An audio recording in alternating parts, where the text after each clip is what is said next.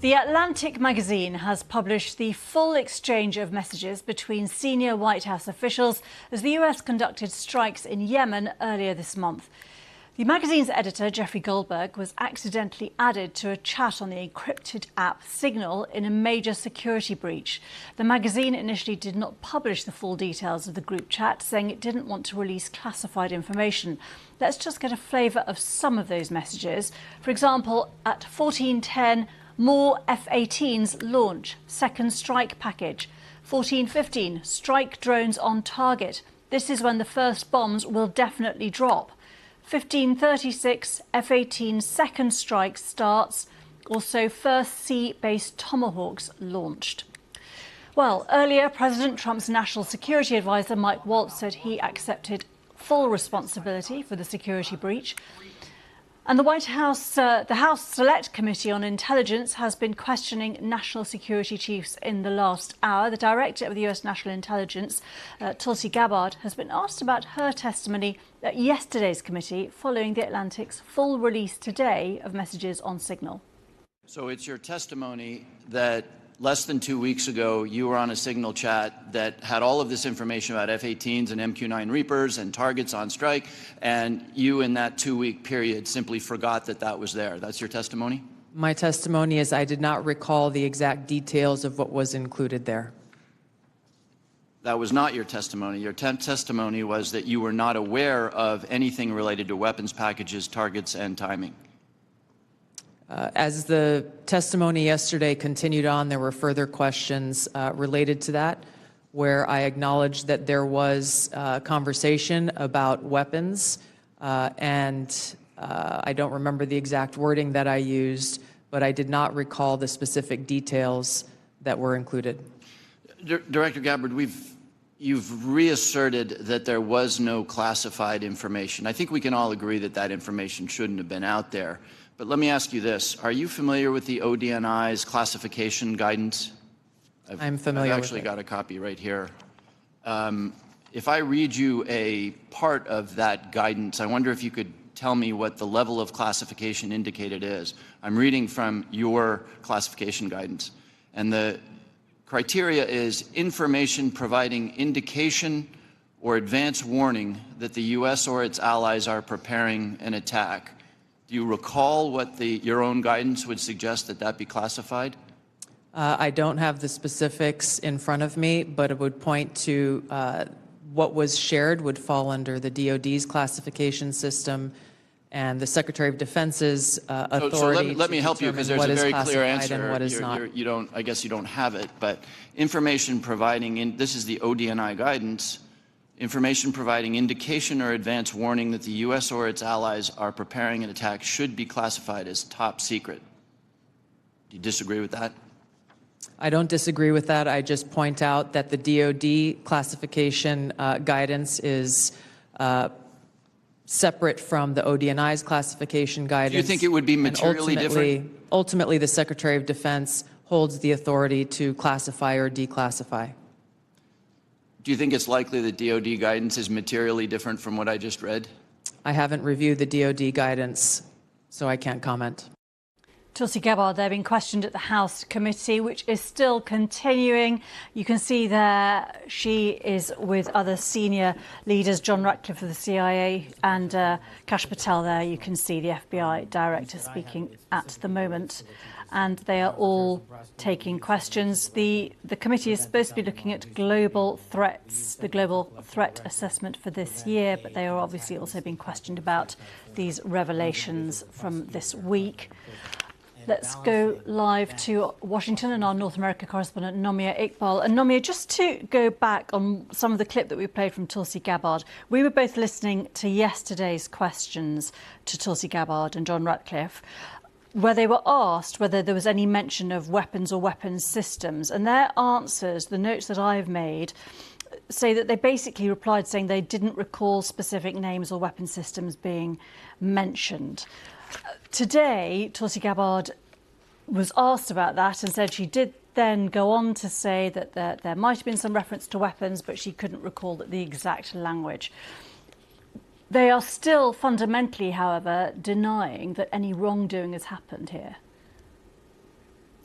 They are, and you only have to look at the text messages to see that what they are saying is not true, because these messages, looking at them, that The Atlantic has published, the leaked military strikes chat, show Defence Secretary Hegseth sharing precise airstrike plans, timings, targets, mission updates.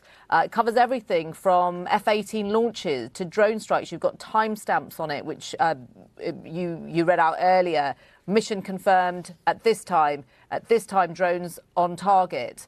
And earlier I was speaking to Glenn Gerstle, who is a former general counsel of the National Security Agency. He served under President Obama and President Trump. And I said to him, what do you make of this? And he said, look, these texts, they could have been just declassified afterwards. We don't know if they were. The Trump administration hasn't said anything, but not at the time. We're talking about an imminent military action, he said, involving American troops. That is classified. That is classified information. And so they are, again, being asked about it today. And I just want to give you an update from John Ratcliffe, the CIA director. He's saying he's still adamant that he did not share classified information. Tulsi Gabbard is saying that the Signal message app in which they were using, the commercial app, comes pre-installed on government devices. Going back to Mr. Gerstle, when I asked him about Signal, he said generally it's not used on government devices. And so much of that is because it's not a secure network at all. And just also to let you know, Geeta, I said to him, look, the White House is saying that the strikes were successful. And that is a way of responding to the concerns about the breach of national security. But he said to me, the issue isn't really about the strikes and that nothing went wrong. To quote him, he said, it can't possibly be the case that the test of if a communication is appropriate or not is that something bad didn't happen. OK, Nomia, we'll leave it there for now, but we'll be back with you as this committee continues today. Let's just bring in now White House columnist at The Hill, Niall Stanage. Niall, thanks for being with us. Just specifically on this question of what was or wasn't revealed in these messages. The Atlantic magazine has published the messages. The only thing it seems to have withheld still is the name of a staff member. But the messages do mention timings of the attack, which seem to be in real time, and weapon systems. And that is something that both the CIA director and Tulsi Gabbard seemed to broadly deny had been mentioned. They certainly said they didn't recall details of weapons or weapons systems being revealed in the chat. And whether this is classified or not, the point is, if any other country or group was able to read into these messages, does that pose a risk to US national security and those involved in this mission? Yes, indeed. And the answer seems manifestly yes, doesn't it? I mean, any situation where in a commercial messaging app, people are sending around plans for an attack that has not yet happened on a foreign country is on its face a security breach.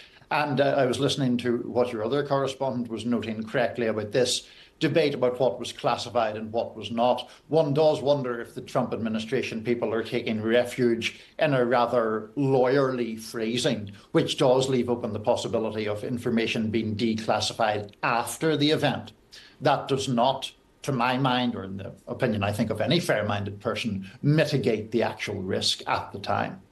And we've been hearing John Ratcliffe giving evidence, saying, criticising the Atlantic journalist, who he says, quotes, intentionally intended to indicate he transmitted classified information in the chat, and he denies that he transmitted classified information. I think the question for so many people now is, what happens next? We've heard from Trump clarifying that maybe they will look again at the use of Signal.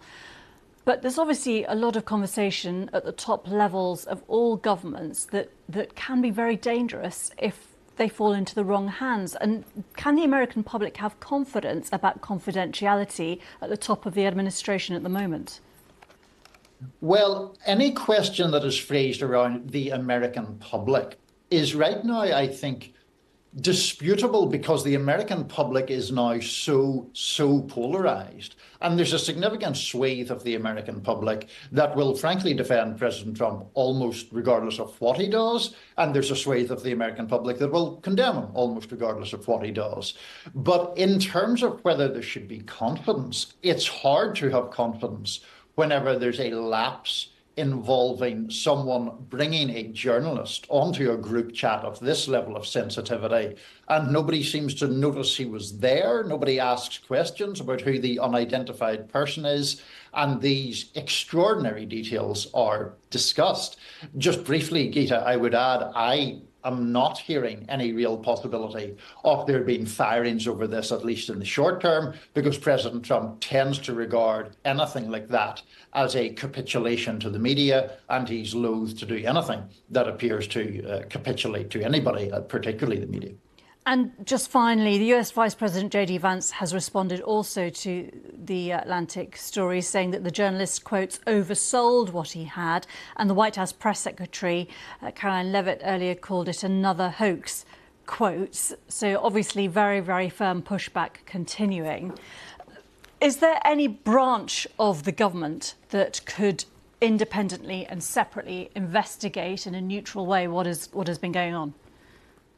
I don't think so, because one of the issues here is that inspectors general, who are the people generally empowered to do that, have been fired en masse earlier on in the Trump administration. So I think that is unlikely. I also think we should underscore that pushback calling the story a hoax is pretty hollow in itself. The germane details here have been confirmed by the National Security Council itself that this was a genuine chat that took place. It is not a hoax in any meaningful sense. Niall Stanage, columnist at The Hill, thank you very much for your time today.